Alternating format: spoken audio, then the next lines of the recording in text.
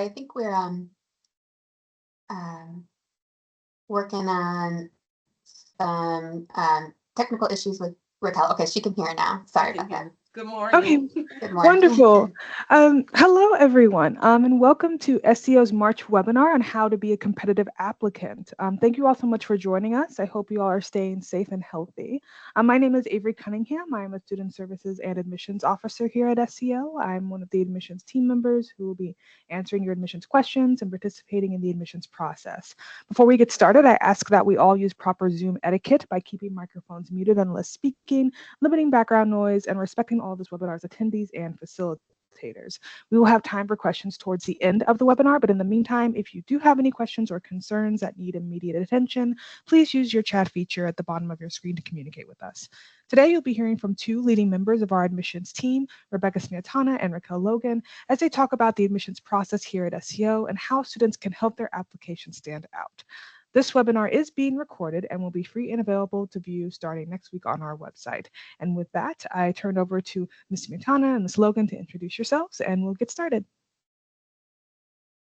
All right, great. Thank you, Avery, and good morning, everybody. We are so excited to be here and to speak with you all. It's a webinar, so we'll be doing a lot of talking, but we would love to engage with those in the room as well. So please feel free to pop questions or comments into the chat as we go along. Certainly, we will set aside some time at the end to go through questions that you might have, but feel free to engage with us throughout our session today. I am Rebecca Smetana, the Director of Admissions here at SCO. I've been here at SCO since 2017 and a proud member of the SCO family, a proud member of the Memphis community.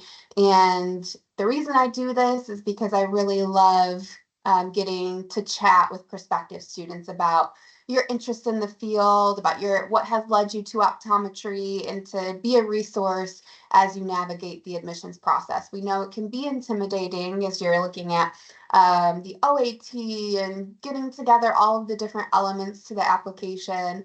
But we're here for you. We're here for you starting today, before today, through until you make that decision where you want to go to school and even beyond. So very happy to share about SCO and our take on the admissions process and what we're looking for, and how we help applicants navigate these next steps. But again, feel free to use this as a resource and keep in touch with us along the way. So I'm going to hand it over to my colleague, Raquel Logan, who will say hello and introduce herself.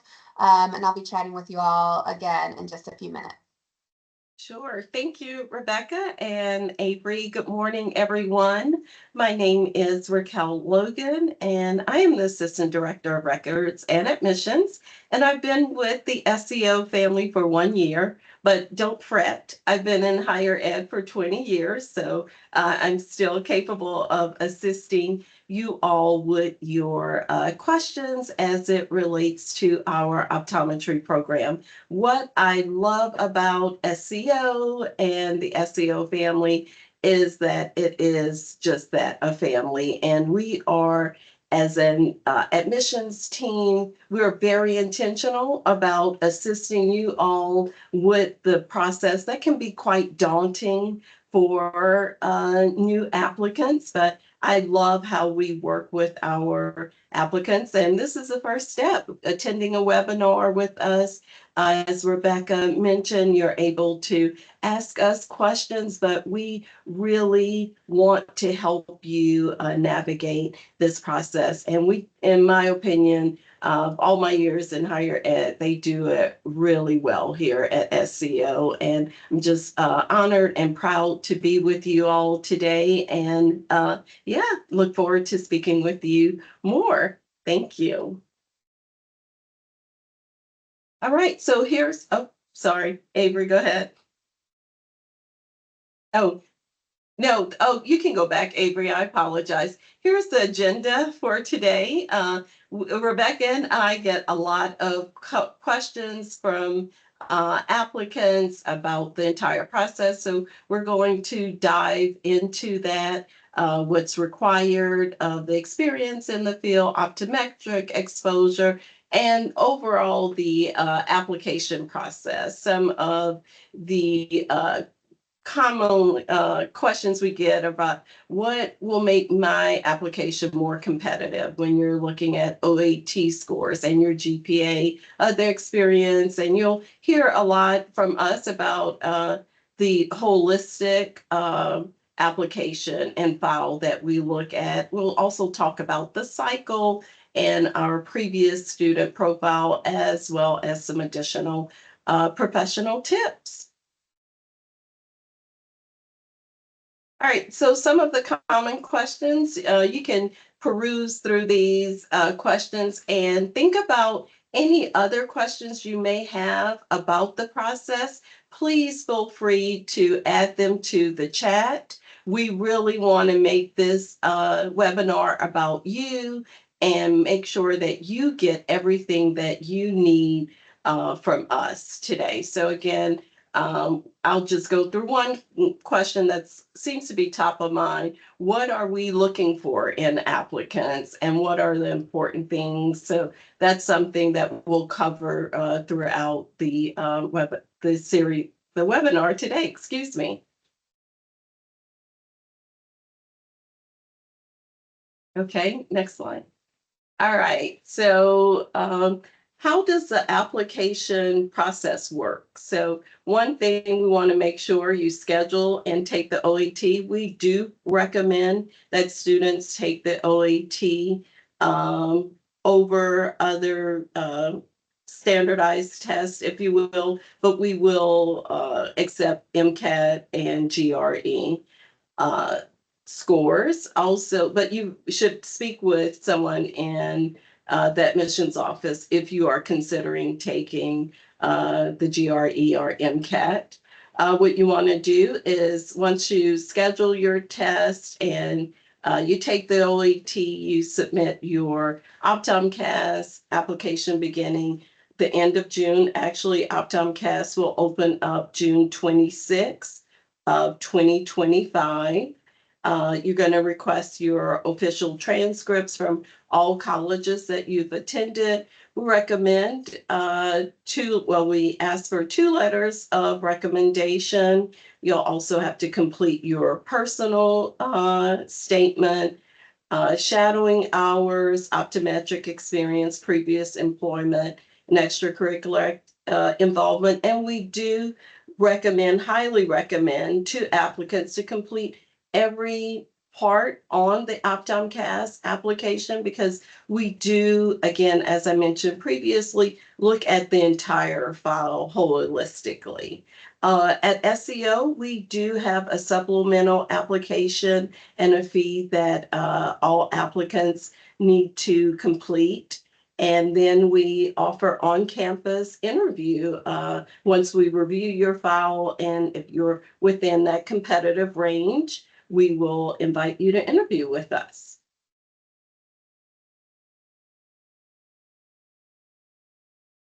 All right, so I really learned a lot this cycle because it was my first complete cycle with the SCO family. So it makes sense to me now that everything starts almost a year in advance of enrollment.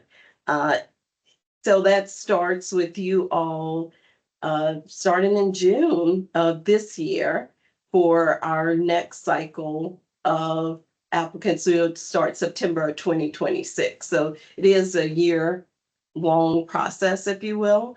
So make sure you're getting in your shadowing hours. We recommend between 35 to 45 shadowing hours in the field. Prepare for your OAT. Make sure you are mindful of the fact that you may be working. Some people are working during their time in undergrad and taking classes. So make sure you set aside time to study for the OAT so you can have the best outcome. Also, contact your references. One thing I've noticed and I've experienced this cycle that people or students may not have communicated with their references in a timely manner to make sure they're not only going to complete that part of the process, but also that you have some type of relationship with them, that they'll make a good recommendation about you to the team, because we read every letter, we look at every transcript in your file. So just make sure you're communicating properly and in advance with your recommendations or references.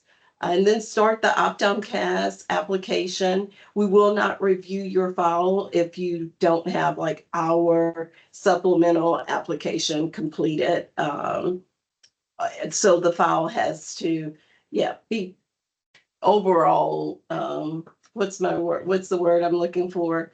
Just complete. I can't think of anything else. And then complete your OptumCAS application. And then once we review your file, and again, we look at everything in your file. If we have questions about your application, we will reach out to you either through email, or we'll give you a call and make suggestions your file. Again, that's why I stress complete everything entirely and on the OptumCAS application. And once your file is within that competitive range, and then we'll send you an invitation, invitation to interview with us, or give you the feedback to improve your application. And that's basically our process. Any questions so far? I know that was clear as mud sometimes throughout the process, but still early, no coffee yet. All right, next slide. All right, I'll hand it over to Rebecca. Yeah, thanks, Raquel. And I think you did a great job of outlining the application process and application cycle. And one thing I'll just highlight is one of our biggest pieces of advice is to submit your application early. Although we have a year-long admission cycle, and technically our application deadline is March 1st. So for example, if you're applying in the upcoming cycle, as Raquel said, the application will open June 6th. You technically have until March 1st to complete your application, but because we do a rolling admissions process, we start reviewing applications as soon as they're submitted. We start interviewing in July and start accepting students straight away. Applying early means that you're being considered while we still have plenty of spots available in the class, while we have plenty of scholarships available. And if you submit your application and maybe there's a little bit there that we would recommend improvement on, you still have plenty of time to take the steps to make those improvements before the cycle closes. So for example, someone submits their application in September, their OAT scores aren't quite competitive enough for an interview invitation here at SCO. By submitting in September, you're hearing feedback from us then. We're recommending that you retake the OAT. You still have plenty of time to do that before our admission cycle closes. And we keep your application open until the end of the cycle to give you all that time to continue to shadow, to make improvements, to do whatever we recommend or that you think is within your best interest, so that you can ultimately build a competitive application and be considered for next steps in the process. And by early, we don't necessarily mean that you need to apply on June 26th or June 27th, but within the first couple of months of the cycle. If there's nothing holding you back from applying then, apply then. And at this stage of the webinar, we're going to transition to talk a little bit more about what makes a competitive application, what makes a competitive applicant. And to start with a frame of reference, we have the 2024 entering class profile. And these are students who are in their first year here at SCO. We entered 140 students out of the 765 that applied. So as you can see, it is a competitive admissions process. Keep in mind, however, that the 765 applications are applicants who probably applied at more than one school. In fact, I think the average number of applications per applicant at at this time is usually around 4 to 5 programs. So it's not that the other 500 or however many there is, I'm not a mathematician, didn't end up going to optometry school because they didn't get in an SCO. It's true that many of them probably went elsewhere. So I don't want you to be completely frightened by the fact that we only admitted 140 out of the 765 applications that we received. If you put forth a competitive applicant, or excuse me, a competitive application with strong credentials, and you submit your application early enough, there will be a spot in optometry school for you. One of the figures here is that 140 out of the 140 students in the first year class have a bachelor's degree. We like to point this out because we do not require a bachelor's degree to enroll here at SCO, but the vast majority of our incoming students do have a bachelor's degree. In this class, all of them did. So it does make a stronger application. We consider applicants who have achieved at least 90 credit hours at an undergraduate level.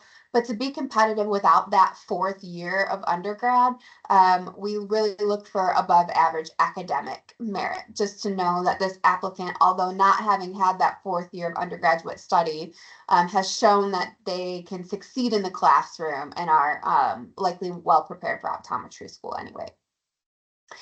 We also have the average GPA and OAT here for this entering class. You can see it's a 3.68 GPA, a 339 OAT, and as you all know, averages, that means half the class below, half the class above. We're going to dive in and talk about GPA and OAT in more detail. I think that slide is next, in fact.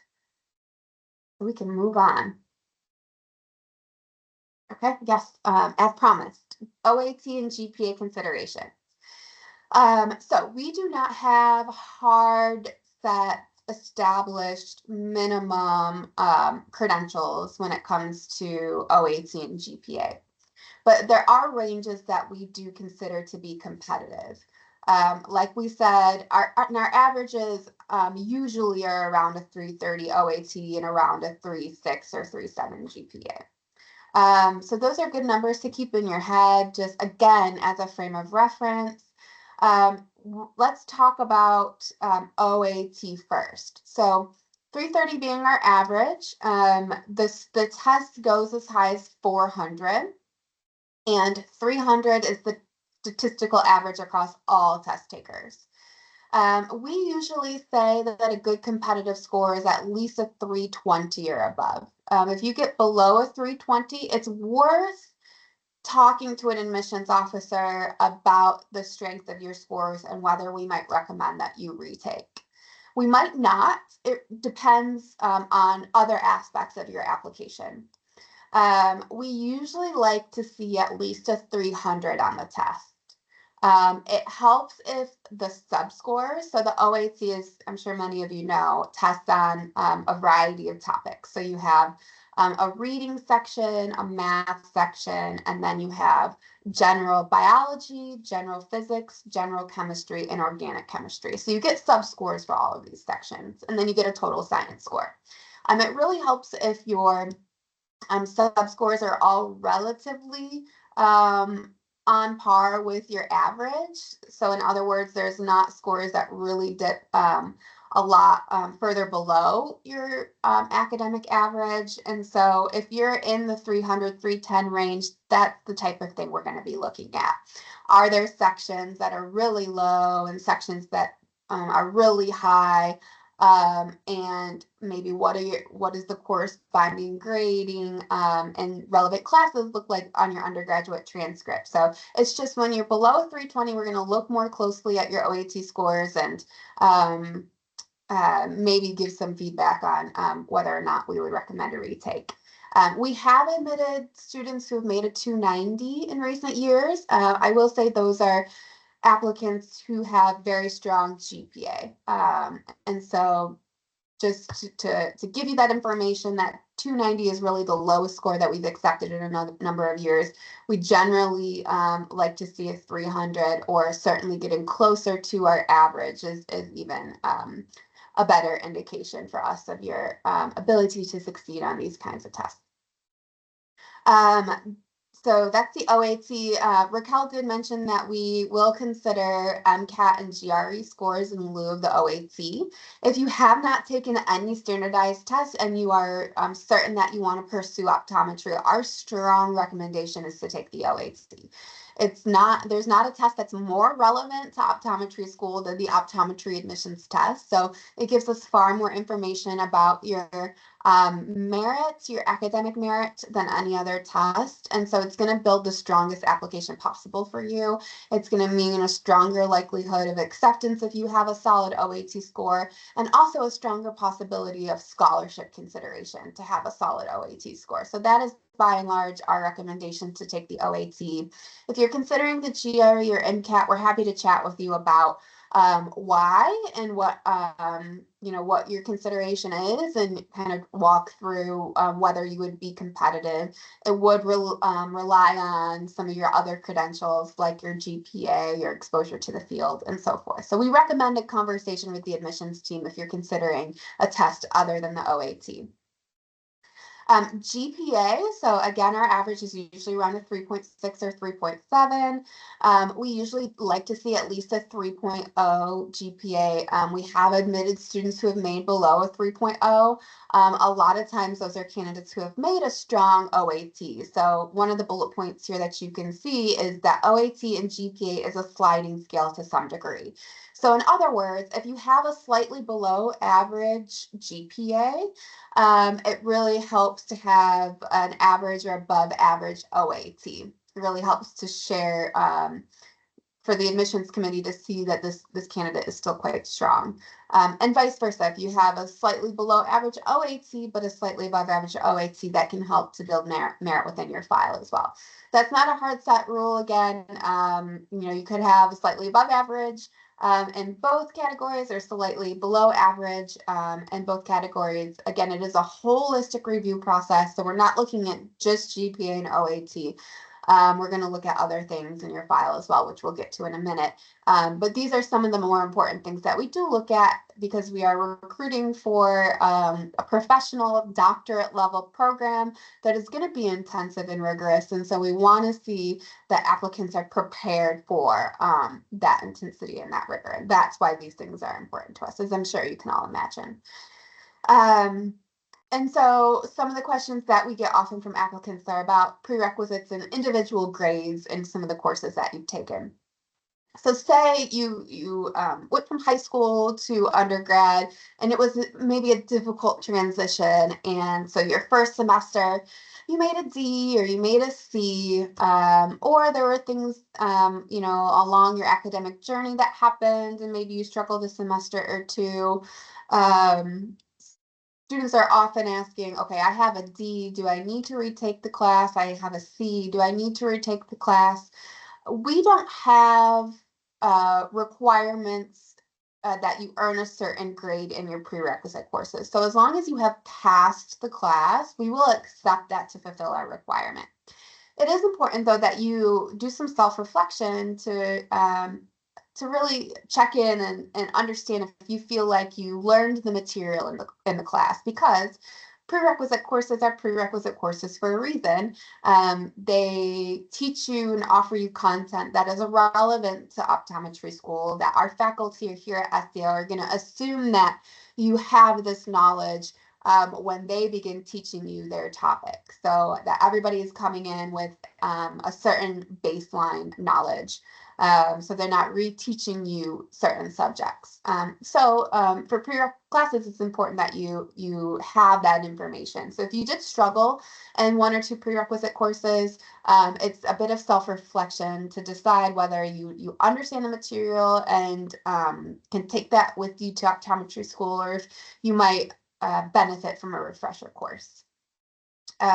We're happy to weigh in. We're happy to review your transcripts, let you know if we think that you might retake a couple classes, or if you'll be considered with your, your grades as is. Again, a holistic review. We're not looking only at your transcript, only at a semester or two. We're looking at your overall file.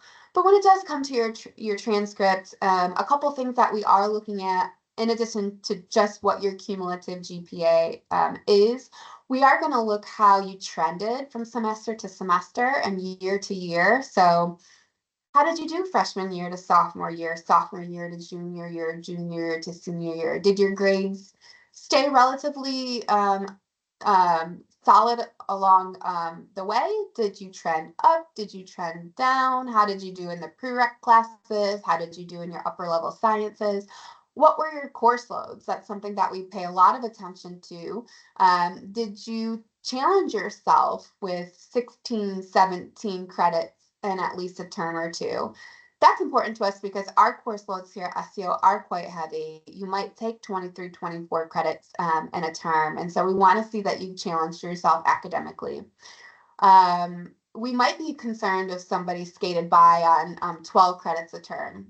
We might worry whether they're able to handle the course load here at optometry schools. So that's not to say that you have to take 18 credits every semester, but it helps if you have a couple of semesters with heavier course loads under your belt.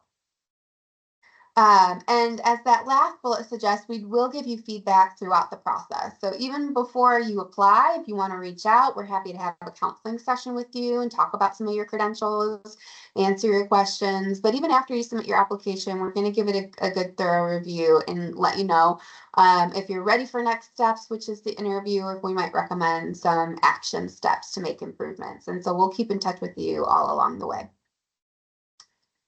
All right. And as we go forward, again, feel free to pop questions into the chat. So some of the other things that are important to us that we value from our applicants, optometric exposure is definitely important to us. We like to know that our applicants have some exposure to the field, to know that you have a baseline of what an optometrist does day to day. So you know the commitment you're making is one that you're fully invested in, because you are making a commitment. You're making an investment to go to optometry school. You're going to be here for 4 years, 4 rigorous years. You're going to make an investment financially. And so we want to know that you know that it's all going to pay off in the end. And so having some work or some exposure alongside optometrists who are doing the day-to-day work in the field is important to us. So what are we looking for more specifically? We recommend at least 30 to 45 hours of exposure.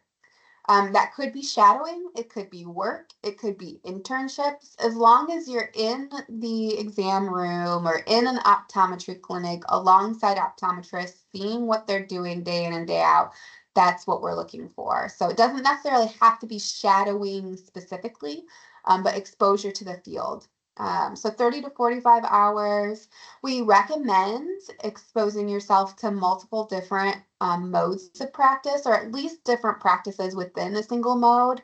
And to comment on the different modes of practice, this is one thing that attracts students to the field. So we have a lot of optometrists working in private practice, but that's not the only arena that optometrists work. We have optometrists working in commercial practices and OD/MD practices where there are medical doctors and optometrists working side by side to care for patients. In hospitals and VAs, there are single doc private practices, multi-doc private practices. And so it's great if you can see at least a couple different modes, or at least a couple different practices. Even if it's 2 private practices, you might be surprised to see how one doctor down the street does it differently than the other doctor that you visited. Maybe they have different patient bases, maybe there's different technology that they use, or maybe they have a different focus. So there could be a pediatric focused clinic or low vision. So at least a couple different facilities we recommend, and if it's different modes of practice, that's even better. The idea is to get to know what the day-to-day life of an optometrist is, but also get to know the field of optometry. So understanding the context of the field that you're entering. Optometry is a very legislated field, so state legislatures determine what optometrists can and cannot do. And if you have the opportunity to visit optometrists in multiple states, great. You might get a sense of that. Of course, that is logistically complicated for a lot of folks. Here in Memphis, we're in a tri-state area, which is really interesting for students who are able to shadow in Tennessee versus in Arkansas and in Mississippi. But I digress. So getting to know some of the issues in the field, what is on top of mind when optometrists think about the scope of practice and what the outlook is for their career. And even taking that to a higher level and thinking about healthcare overall. What are the trends in healthcare and what is the future of healthcare looking like, or what is the discussion happening about the future of healthcare? So these are things that we encourage you to sort of expose yourself to ask questions about when you're working or shadowing in the field. You can ask optometrists all sorts of things. What brought them to the field? What do they love about their job? What are some of the things that they don't look forward to about their job? Do they have any recommendations? So this is something that we find to be extremely valuable and really crucial for applicants to have some level of understanding of the field. Okay, I see a couple questions that I will pause to answer. So Nathan, you asked a great question. You mentioned that it's not great to do 12 credit semesters. What if I work while doing 12 credits? And that's a really great question and a really great point. Yes, we certainly understand if you are working full-time while going to school, you are demonstrating some of those skills that taking a 17 or 18 credit hour semester will. So you're showing that you're able to balance a rigorous schedule and do it successfully with classes. So if you can work in a couple extra credits here and there, so you're not 12 credits every semester, that will still benefit you. But we do keep in mind some of the work experiences and extracurricular experiences you have going on at the same time. And then Josie, you asked, does working as a tech count as shadowing hours? And yeah, so that same kind of thing. We're looking at exposure, not just shadowing, but shadowing, work, internships. As long as you're in an optometric practice and you're able throughout the day or throughout the time that you spend there to have some interactions and to witness some of the day-to-day tasks that optometrists do, that's all in the same bucket. Molly Beth, you asked about shadowing in ophthalmology offices. It is interesting exposure and certainly something that we will notice on an application. It's not something that we require necessarily strongly recommend, but if you've already gotten exposure in an OD practice, having some ophthalmology exposure can be interesting. So maybe as a different mode, as I think that's what you're asking, for some diversity in your experience, I think that could be a good idea, but don't rely on that as your primary type of mode to experience the field. I think we can move forward. All right, other experiences, and this kind of ties back to Nathan, your question. So we love well-rounded applicants from diverse backgrounds who have engaged in different things to really build the diversity within our class here, within our campus community. We love applicants who have participated in other experiences for some of those reasons that I was saying, that when you can balance a full course load with work or a commitment to a church community or service experience, or maybe you play a sport in college, or you're involved in groups, maybe you're in a leadership position. If you can balance your academic courses with other things, regardless of what those things are, it is showing us on the admissions team that you can balance that schedule. It's also showing us that you pursue your passions, that you spend your energy, your extra time engaging in a community, whether it's a church community or intramural sports or whatever it is. that you're engaging in that community. If you have leadership experience, that's great too. And all of these things that we say here on this slide. So you're experiencing high pressure situations. If again, you're having to decide, okay, I have a really important exam tomorrow. Do I sit out from this intramural game or from this club meeting so I can study? Or maybe even some high pressure situations in these clubs and activities that you're doing. Maybe you're in a service experience where you're being challenged and working with a certain type of population. Who knows? You're making sacrifices, you know, if you're engaging in extracurricular activities, you're balancing those responsibilities. We also love a commitment to service. Service is an important part of our institution, part of our mission. We consider ourselves in service to our patients and service to our community. So service is built into the curriculum here. And so if you engage in service, it's not a requirement for applicants, but it is something that we love to see because it aligns well with our institution and our community here.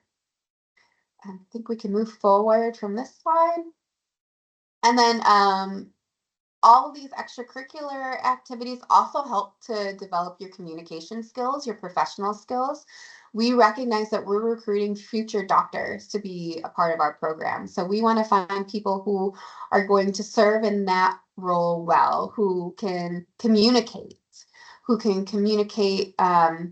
about challenging topics sometimes, about people's, you know, health and health concerns, who can be empathetic, and who we see will likely have strong patient-doctor communication skills, and professional skills, leadership skills. So those things can come through those extracurricular activities, and work experiences that you're undertaking.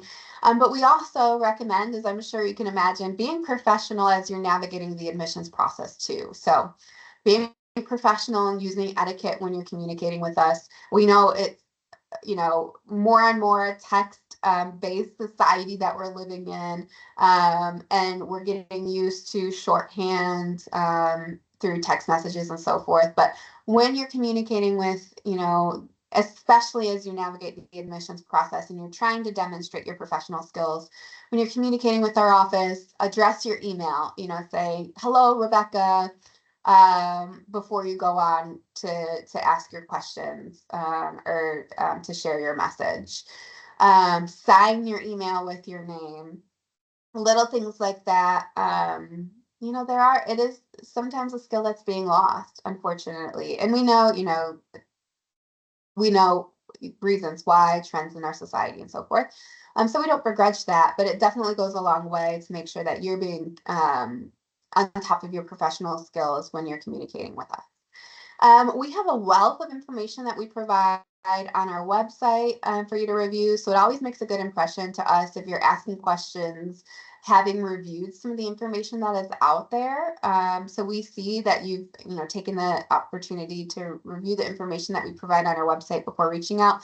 That said, we are happy to answer questions, you know, especially if you can't find something on the website, or it's a specific sort of question. I would never say don't reach out with your questions, but I will say that taking the effort to review the information we have on our website before reaching out does demonstrate a certain level of professionalism.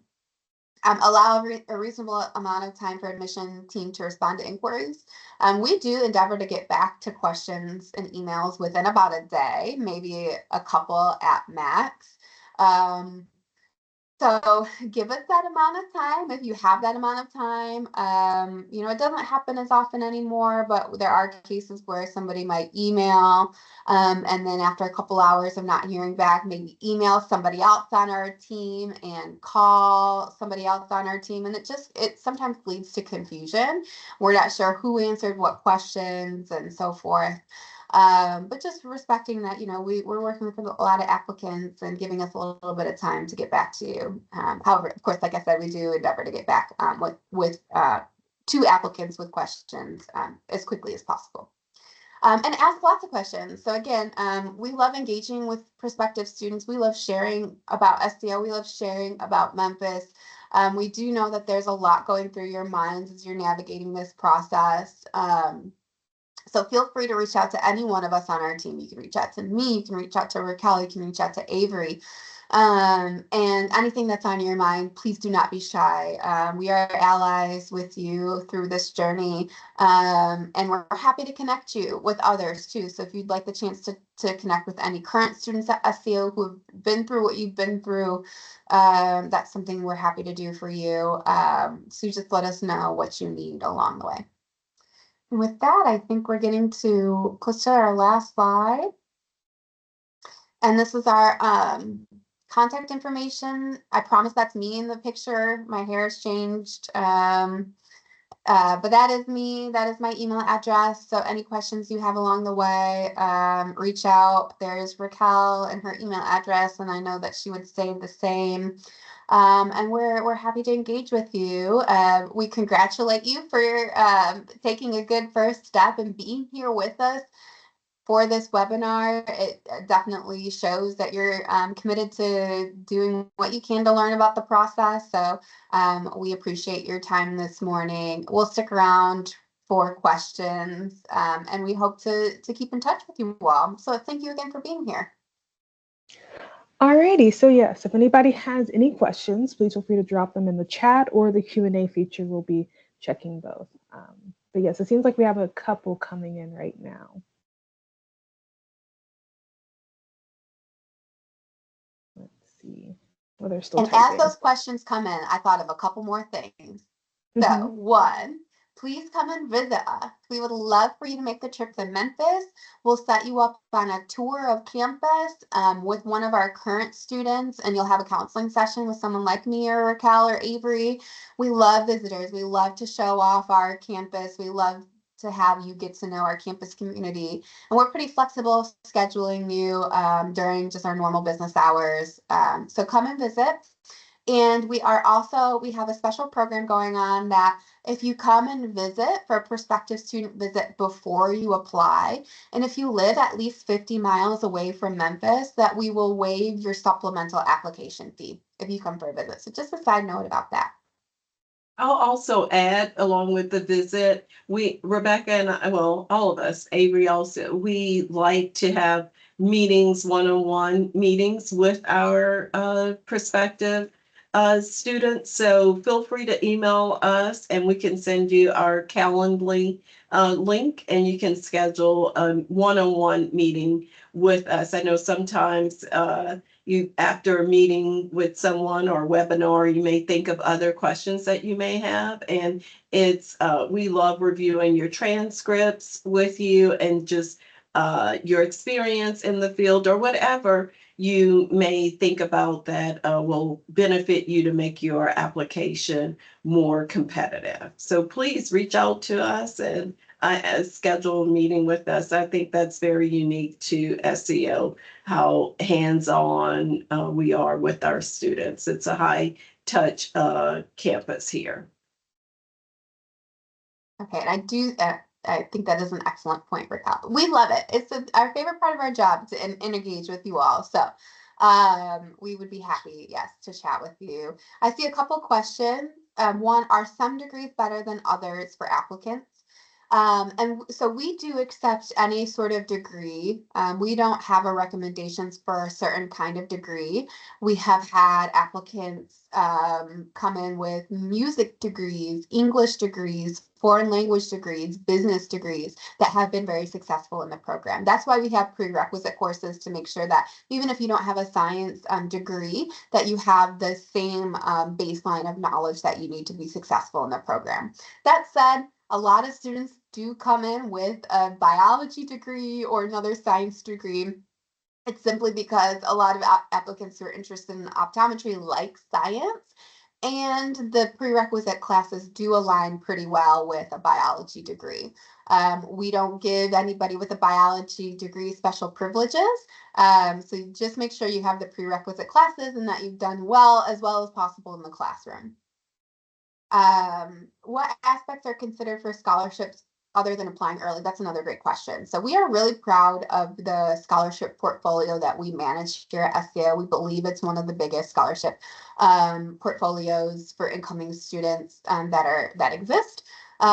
Scholarship endowments are one of the biggest that exist. So we're really proud of that. We have a lot of really great alumni who have contributed to make these scholarships possible.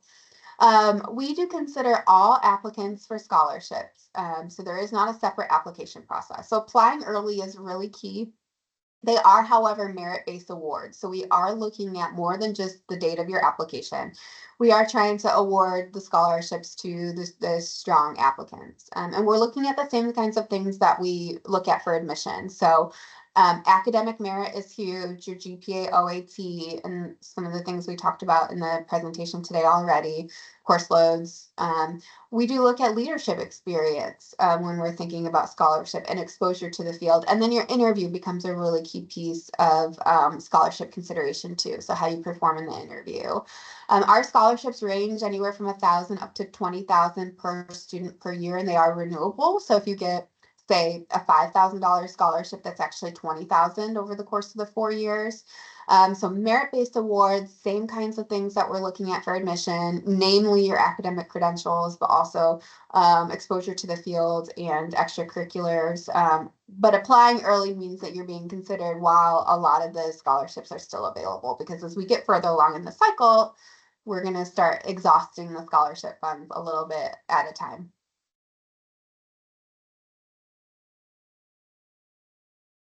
I think I see one more person typing a question.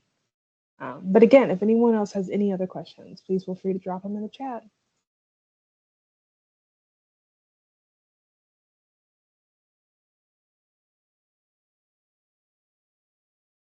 And as we're getting some more questions, I'll just keep chatting because I love to talk. If you're not already in our prospective student database, which I imagine most of you are, if you had heard about this webinar through email, just make sure you get into our database. It's explore.sco.edu, and you'll get notifications about all the future webinars. You'll get emails with tips about the admissions process. We have Avery puts together a really wonderful portfolio of webinars and covers a lot of topics about the OAT, about optometry school financing. I mean, she's amazing at this aspect of her job and all aspects of her job. Avery, you're great. But I think the webinar series is one of the most valuable things that we offer prospective students. So you'll be in the loop about those future sessions. And then we do just give a lot of information to those that are in our database. Okay, I see another question. Are the aspects considered for the seats for the different states the same as those for scholarships? So that's a great question. So we do not have in-state versus out-of-state tuition here at SCO because we're a private school, but we do have contract seats, which is kind of a name that we give to students who are receiving funding from a state. And we have relationships with, I think, 7 or 8 different states that give us money that we then pass along to students from those states. Each state that we have an arrangement with is a little bit different. So some of the states are more competitive than others. We have a certain number of seats or a certain amount of funding that comes through. So sometimes we can't give it to everybody from a specific state if we have more applicants than we have available seats. Sometimes it's not competitive because we have enough seats to give away. When it does become competitive, yes, we are almost looking at it the same way as scholarship. We're trying to give it to the most competitive applicants out there, but with an element of timeliness woven in. All right. I've been talking a lot. Raquel, do you want to take the question about OAT? Sure. Yeah. Absolutely. So, Keelan, forgive me if I mispronounce your name. That's a great question. We don't have a specific OAT prep course that we endorse, but I've had a lot of students say OAT booster. That's helped them a lot, especially with retakes or even the initial take or take preparing for the OAT. And the second part of your question is the best prep just to take classes with OAT topics. I'm not sure if just to take the courses with OAT topics, but definitely we have the recommended courses that are on the OAT that we recommend that you take. So like biochemistry. You want to make sure you've taken biochemistry, physics, biology, just to name a few of the courses that are covered on the OAT. Anything I'm missing, Rebecca? No, I think that's great. I mean, certainly the courses that you take as an undergraduate student that are relevant, like you said, organic chemistry, physics, biology, general chemistry. Taking those classes is always a good baseline, but I don't think taking those classes alone is enough. So, like Raquel said, we hear a lot of applicants use OAT Booster with great success. I also recommend taking a lot of practice tests. A lot of the test prep resources like the Kaplan book and OAT Booster and so forth offer practice tests. There are also practice tests on the OAT website that use retired test questions, which I think is really great. So taking practice tests allows you to get a feel for the timing of the test. And I say take practice tests not in the comfort of your home in your jammies.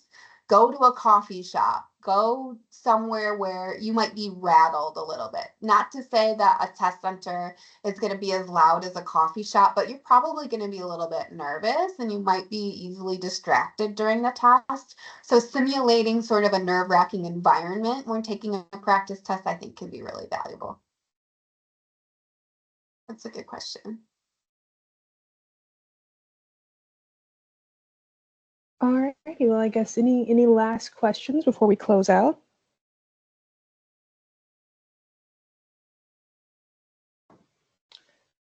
All righty. Well, of course, I'll show again the screen with the contact information for both Ms. Vitana and Ms. Logan. As they said, please feel free to reach out to them at any point if you should have any questions or if anything, triggers any questions from this presentation. Again, this presentation has been recorded and will be available on our website within the next few days. So you're welcome to check back in and rewatch it and share any additional questions that you may have. But with that brings us to the end of our webinar. We've covered a lot of wonderful information this morning, and I hope it has been all of assistance to you as you start on your optometric journey. Our next webinar will be held in April, where our director of our externship program will discuss the externships that we offer here at SCO, an introduction to what externships are, what opportunities are offered, how students are selected for externships, and what that fourth year really does entail for our students. If you haven't done so already, I invite you to request more information by signing up for our inquiry form. You will receive a personal advisor and a personal brochure with information relevant to your goals and experiences. Also, as was shared earlier, check out all of our online information sessions on our website. You can see past recordings and also see registration information for upcoming sessions. Thank you so much to Ms. Vitana and Ms. Logan for sharing of your time and your experiences. A special thank you to all of our attendees who have joined us this morning. I hope to see you all at our next webinar in April, but in the meantime, have a great rest of your week and take care. Thank you, Avery. Yeah, thank you, everybody. Bye. See you soon.